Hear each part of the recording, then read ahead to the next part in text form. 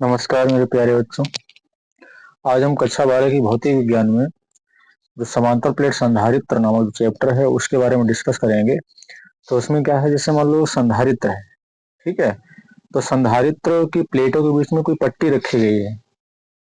मान लो कोई पट्टी रखी गई है टी मोटाई की, तो उसका प्रायतांक अगर k है तो उसके लिए सूत्र की स्थापना आज करेंगे। और ये वाला टॉपिक जो है बहुत ही इम्पोर्टेंट है।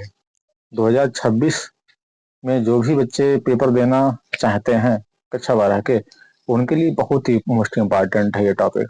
देखिए इसको।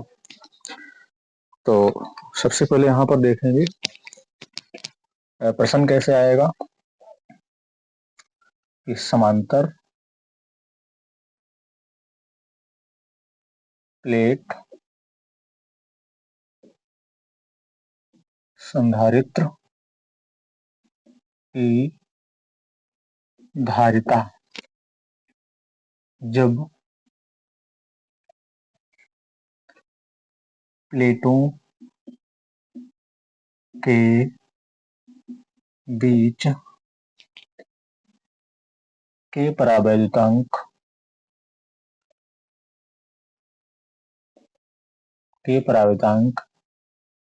की पट्टी रखी है। ओके, तो ये हमारा टॉपिक रहेगा।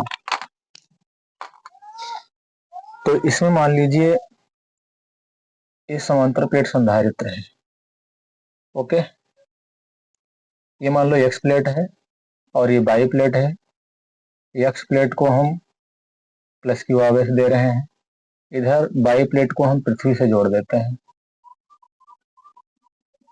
ठीक है, ये पृथ्वी से जोड़ देते हैं और इसके बीच में एक पट्टी रख देते हैं। क्या रख देते हैं? एक पट्टी रख देते हैं जिसकी मोटाई इसमें टी मान लेते हैं।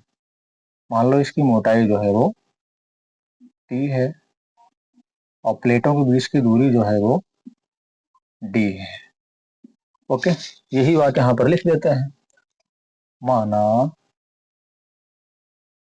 यक्स तथा वाई प्लेटों के बीच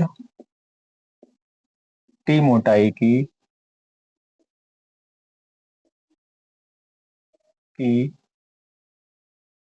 पट्टी है जिसका परावैद्युतांक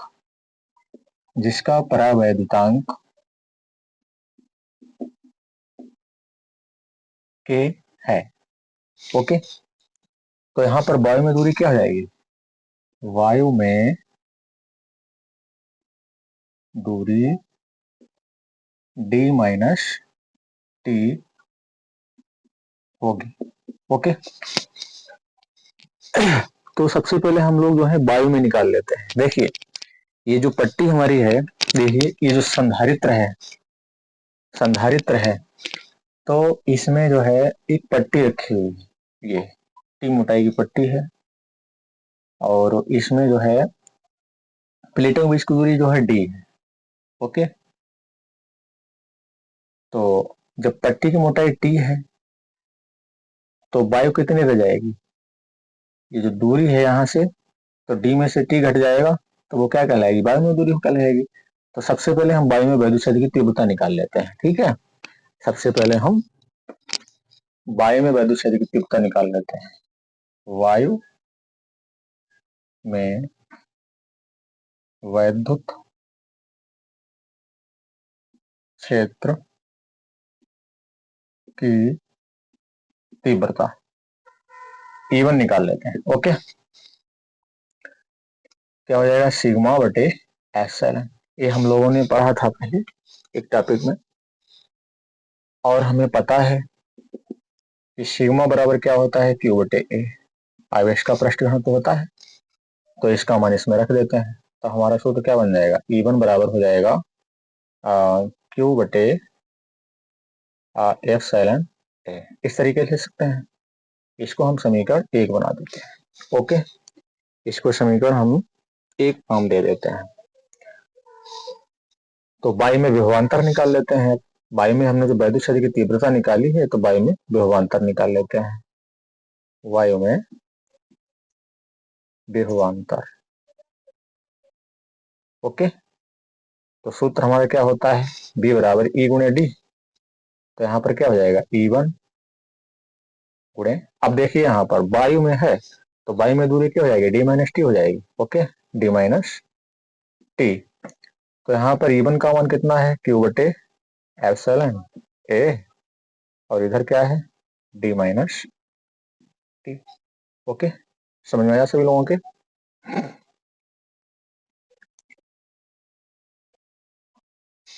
अब क्या करेंगे, विभवांतर को हमने निकाल लिया है इसमें। अब हम निकालेंगे पट्टी में, जो परावैद्युत पट्टी है उसमें निकालें वैद्युत क्षेत्र की तीव्रता। ठीक है, परावैद्युत पट्टी में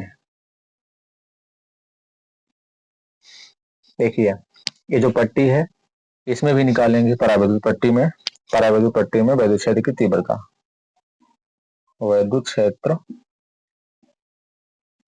की तीव्रता E2 बराबर, तीव्रता लिख देते हैं, तीव्रता E2 बराबर, देखिए हमारा इसमें वायु में क्या था, क्यू बटे एप्सिलॉन 0 ए था। अब इसमें क्या होगा, पट्टी है तो यहाँ पर क्या हो जाएगा, यहाँ पर दूरी से कोई मतलब ही नहीं है, तो क्यू बटे के एप्सिलॉन 0 ए हो जाएगा। ओके, अब हम जब विभवांतर निकालेंगे, क्या निकालेंगे, विभवांतर निकालेंगे, तब देखिए क्या होगा। विभवांतर पट्टी में, विभवांतर पट्टी में विभवांतर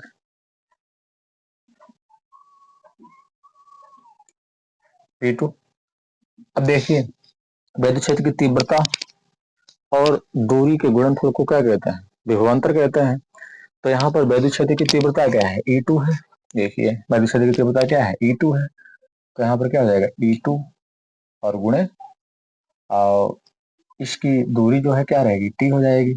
तो E2 का मान यहाँ पर क्या आया है, Q बटे के एप्सिलॉन ए इंटू टी हो जाएगा।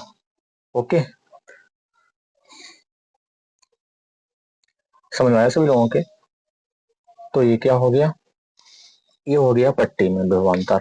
अब हम क्या निकालेंगे, प्लेटों के बीच कुल विभवांतर क्या हो जाएगा, ये जो प्लेटों के बीच में जो दोनों प्लेटें हैं इनके बीच कुल विभवांतर, मतलब हवा में वायु में क्या विभवांतर इतना है V1, और प्लेटों में कितना है V2 है।